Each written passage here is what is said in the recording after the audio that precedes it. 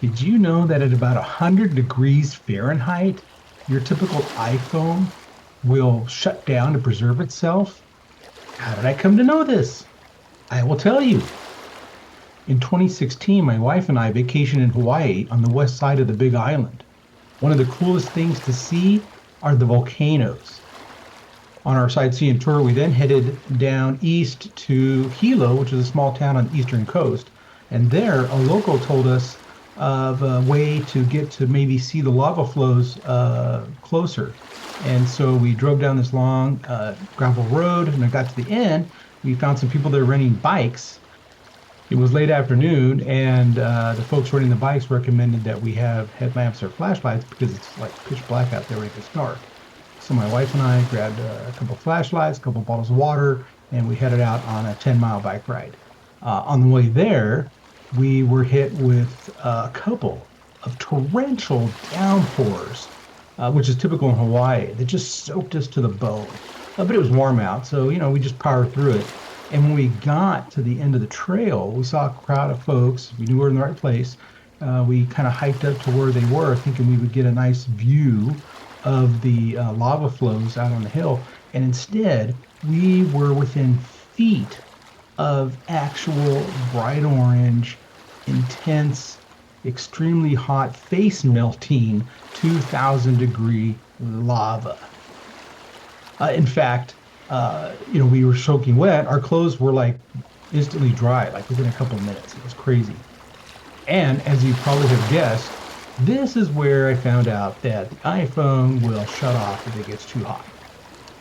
As it got dark, we saw some folks hiking east, presumably to see more lava flows, so we followed. And let me tell you, hiking on fresh, cooled lava is tricky.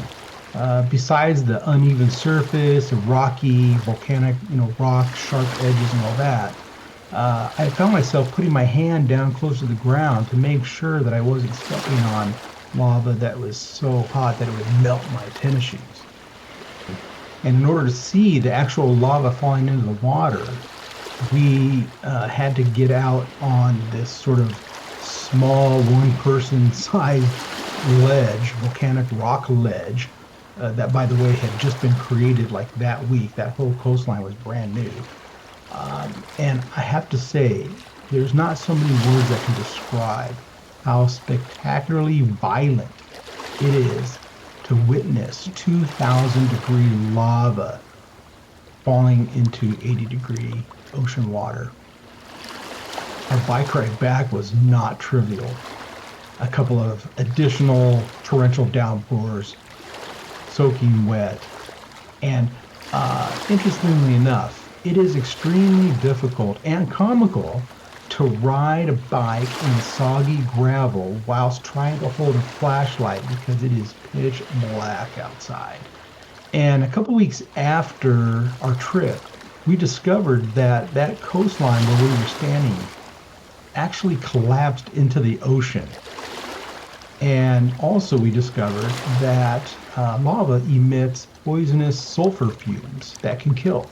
I can tell you this, witnessing new earth being formed for me was spiritual and a bucket list item that I thought I would have never added to my list, and absolutely something I will cherish for the rest of my life.